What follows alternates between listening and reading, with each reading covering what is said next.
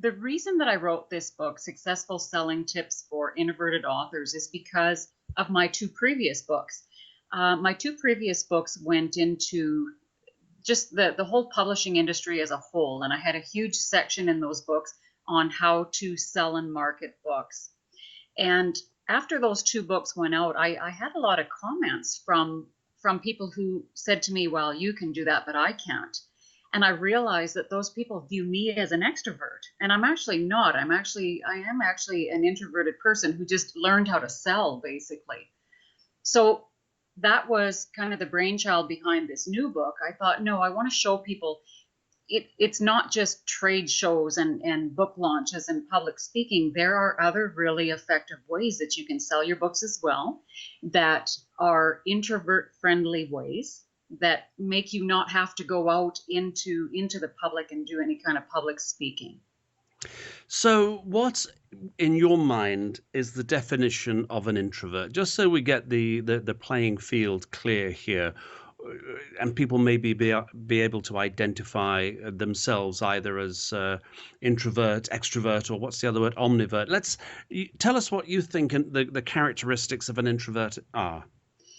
That's a loaded question because there are, when you use the term, you're absolutely right. There's introverts, omniverts, and extroverts, and it's kind of a rolling scale there. But I would define an introvert, and I first of all I would define myself as an introvert. Um, an introvert is just somebody that lives a little bit more inside their mind than out externally. An introvert maybe is a little bit more contemplative of a person than gregarious. Introverts, I think, get a lot more energy from being alone with their creative thoughts, where an extrovert will get more energy from being out and being with large groups of people all the time. So it's kind of, I mean, that's maybe a simplified way of showing one extreme to another. And then there are levels all the way in between as well. But you use a very interesting word in your book. You talk about the fear. And the fear that some people have, many people have, to be fair, of actually pulling the trigger on that phone call or completing that project, or in your case, completing a book. Where does that fear come from? Why are people so afraid to actually put themselves out there and and sell themselves, I guess? Well, it's interesting that you asked that question because that is the question that I asked myself when I started writing this book and I started researching it. I thought, well, once I had determined what's stopping people is fear, well, what causes that fear? Where does that fear come from?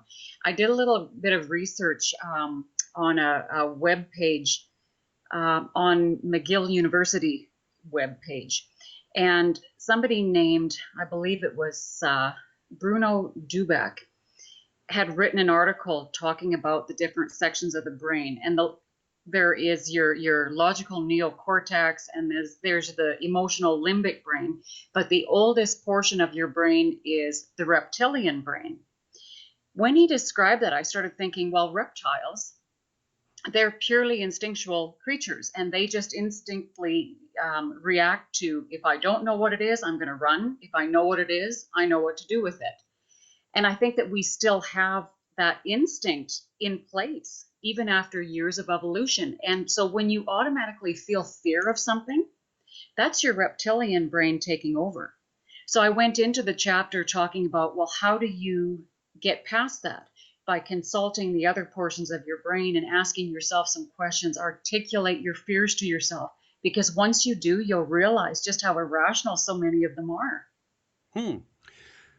That's quite a process, because I know that a lot of people, it's that picking up the phone thing, isn't it? And I suppose that, It's fear of the unknown and nothing more.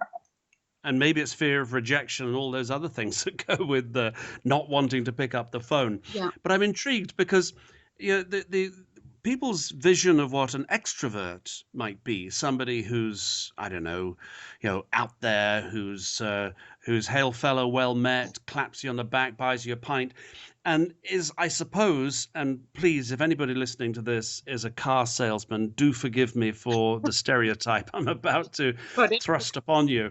But there is that stereotype of somebody who's got the gift of the gab, all of that. I'm not certain that's being a great salesman. It sounds more like a con artist to me. yeah, and it depends. The best salespeople. I've been in sales again for over 20 years, and what I learned, and what I think is a strength for introverts as well.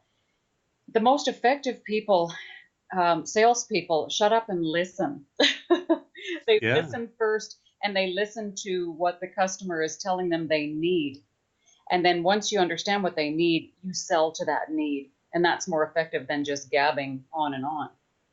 And that's more of an introverted approach to things, isn't it? Absolutely, it is. So I suppose what your mission with this book is really to say to people who call themselves or rate themselves as introverted or whatever, and say, look, actually, if you get a handle on this, you can be better than those people that you regard as being natural salespeople.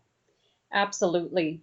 And the main purpose of this book as well, and my last two books, was to explain to authors everywhere that it doesn't matter what kind of publisher you're using, whether you've published your book through a trade publisher, or maybe you're an indie author, or you've published through a supportive self-publishing kind of hybrid model. Doesn't matter what it is, you have to sell. You're an entrepreneur. Your book is your business. If you want creatives, if you want commercial success, if you're just writing for creativity, that's good. But for commercial success, you have to sell. So I found that a lot of people thought, oh, I don't like that. I can't sell. And then I went into writing, yeah, you actually can. And look at how easy it is. And then I broke down what is advertising, what is marketing, what is selling, and how do you combine these three components together to create an effective marketing campaign for your book that's going to work really well online. I think, though, that if I may, there's to point out that one really point of differentiation, if you like, about what the message in your book. You're telling authors how to promote themselves and their product. That is perhaps the hardest thing of all, is selling oneself. A salesman in a conventional sales role is actually selling somebody else's product. And I wonder if that's not really the most difficult thing of all for an introvert, is to sell themselves and something that they hold so dear, i.e. their created product.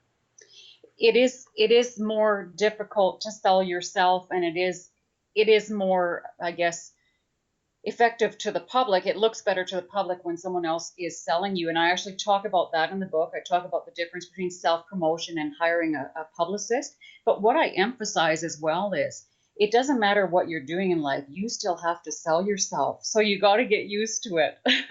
And I mean, when you think about it, when you go for a job interview, you're selling yourself for that job. When you want to hire a publicist to help you promote your book, you have to first sell your book to that publicist before they'll even take you on. So I talk about, what is sales and how can you do this in an introvert friendly way, because whether you like it or not, if you want commercial success, you have to be able to sell. It's a really competitive market out there.